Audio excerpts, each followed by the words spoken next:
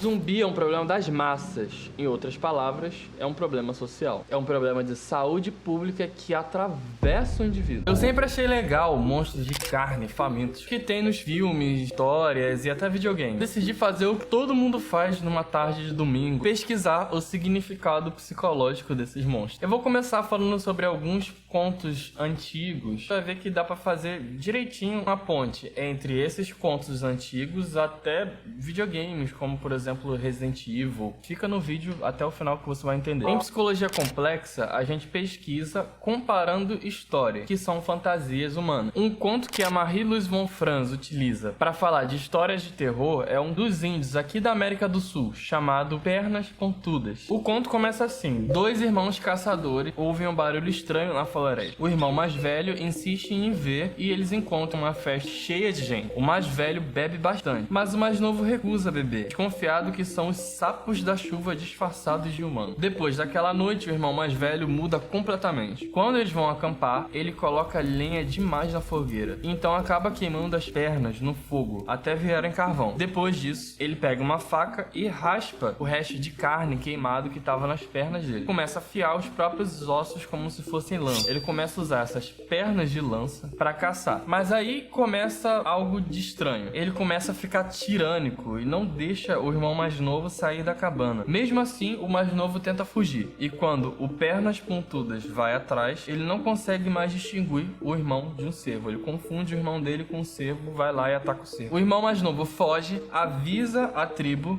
deles. A tribo vai até lá e eles mandam o Pernas Pontudas. Esse conto ele é bem interessante. Tem uma espécie de transformação do indivíduo. O irmão mais velho se envolve com os sapos da chuva e a partir disso ele começa a ficar estranho. Gastar muita lenha é um ponto importante a se prestar atenção. Nas sociedades onde a coleta de lenha e de alimentos só vem com um trabalho duro, ninguém usa lenha desse jeito, colocando toda a lenha de uma vez para queimar. Isso aí é quase um pecado, é uma coisa de respeito com o trabalho. Isso, junto daquela outra parte em que ele não consegue distinguir o irmão dele de um cervo, demonstram que o mais velho ele tem algumas perdas de capacidades cognitivas e de julgamento. Tem um conto irlandês com coisas parecidas que vai ajudar a gente a clarificar um pouco melhor. É um conto sobre dois coletores de ervas nas montanhas. Uma noite em que os dois coletores vão dormir, um deles é hipnotizado. Esse cara hipnotizado começa a andar sozinho pela noite e o outro amigo vê tudo e vai seguindo ele. Esse amigo que persegue vê que uma troll tá fazendo um gesto de encantamento. Até o momento que ele chega na troll, a troll agarra ele e vai embora, some pelas montanhas. Um ano se passa. Quando a galera desse povo irlandês vai nas montanhas coletar ervas, esse homem desaparecido aparece de novo.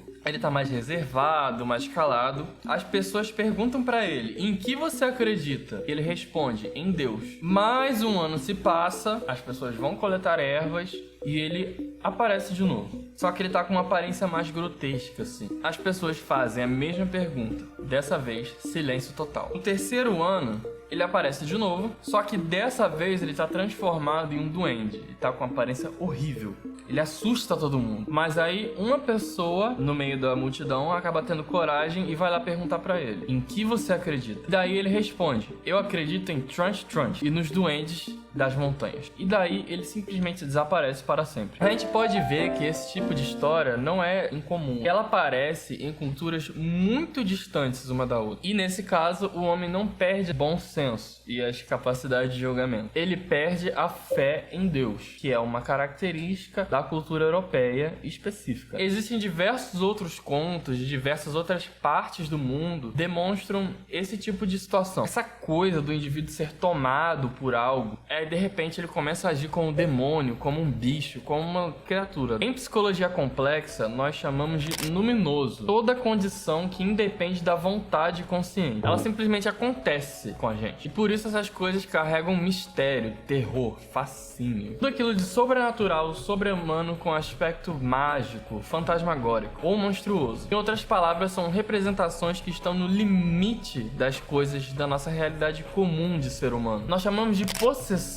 quando o indivíduo é assimilado por imagens de aspecto luminoso. Na possessão, o homem não se comporta mais como um ser humano. E esses fenômenos luminosos eles podem ser compulsivos e insaciáveis, exatamente como nos dois contos que eu contei. E uma outra coisa interessante é que eles têm uma espécie de transformação gradual. Não é do nada, aos poucos o personagem vai se transformando. O final desses contos também é diferente. Ele não diz muito bem uma moral da história, além de simplesmente, ó galera, tem uns monstros aí, a gente tem que andar com cuidado na floresta e não ir perseguir todos os barulhos esquisitos que eles fazem. Tem até um conto chinês em que um camponês bêbado acaba vendo um monstro azul com vários dentes, assim, um negócio grotesco. Ele vê esse monstro na estrada. A mulher dele foge pro vilarejo mais próximo para pedir ajuda. E aí a galera acha ele à beira de um penhasco. Ele é resgatado e é isso, acabou o conto por aí. Não tem nenhuma solução. A lição é apenas um aviso. Cuidado, tem uns monstros aí perigosos, tomando cuidado. E aí presta atenção que eu vou mostrar pra você aonde você tá sendo possuído agora mesmo. E não, eu não tô brincando. Eu queria dar uma olhada em como esses monstros aparecem em obras recentes. O monstro mais comum, assim, que aparece em quase todo tipo de obra é o zumbi. Ele tá em filme, ele tá em jogo, ele tá no Código Penal do Haiti, ele tá até no Minecraft, essa porra. Na verdade, a gente vai ter que voltar um pouquinho no passado, é só um pouquinho, tá? Pra poder entender da onde é que surgiu esse bicho. Existem alguns fragmentos de monstros mortos-vivos por aí na antiguidade, como é o Jiangxi da China ou o zumbi voodoo do Haiti. E muitos deles, os zumbis, são associados a demônios e fantasmas. O que fez o zumbi explodir mesmo na cultura pop ocidental foi um filme chamado A Noite dos Mortos-Vivos, dirigido por Jorge Romero. Esse filme ditou as regras de como os zumbis funcionam em qualquer tipo de obra que a gente vê hoje em dia. Eles são cadáveres ambulantes, com considerável perda cognitiva e que comem carne humana de forma insaciável. Quando eles andam em grandes grupos,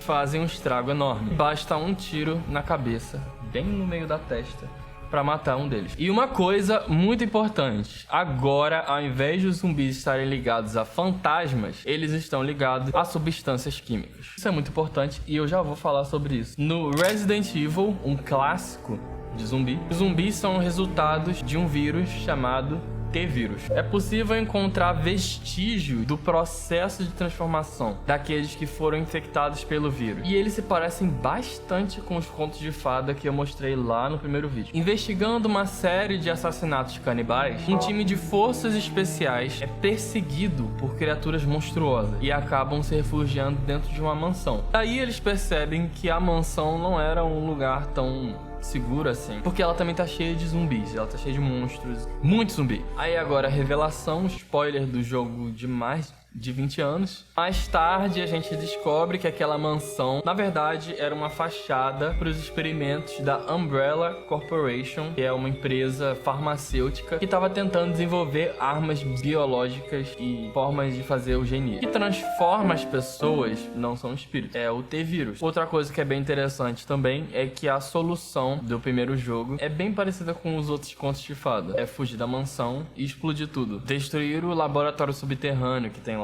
Destruir tudo. Então vamos lá, uma possível explicação para a representação do zumbi está nas nossas tendências de vício e exagero. O zumbi, como qualquer outro monstro, ele é um bicho insaciável que extrapola aquilo que é razoável. Um exemplo disso pode ser o vício em bets, que evidentemente é um problema muito sério de saúde pública. O vício em videogame e o vício em redes sociais. Aquele momento que a gente fica lá arrastando pra cima em loop e não consegue parar pra fazer as coisas que a gente tem que fazer no dia. A gente entra num loop insaciável. A gente perde a força de vontade. Nós somos meio que manipulados por alguma coisa. E, obviamente, por mais que a terapia seja individual, esse não é um problema exatamente do indivíduo. A culpa não é do indivíduo. Um outro problema do zumbi é o problema da massificação. Eles são mais fortes em grupo. O zumbi é um problema das massas. Em outras palavras, é um problema social. É um problema de saúde pública que atravessa o indivíduo. Isso é muito bem demonstrado com a causa dos zumbis nas histórias mais modernas. Elas vêm de grandes poderes da sociedade, seja de grandes empresas, seja com o Estado encobrindo essas grandes empresas. Ideias tentadoras e perigosas, como é a eugenia, por exemplo. Agora, por que para todos esses contos não existe moral da história ou uma terapia aparente, assim? Uma cura, uma solução, alguma coisa assim?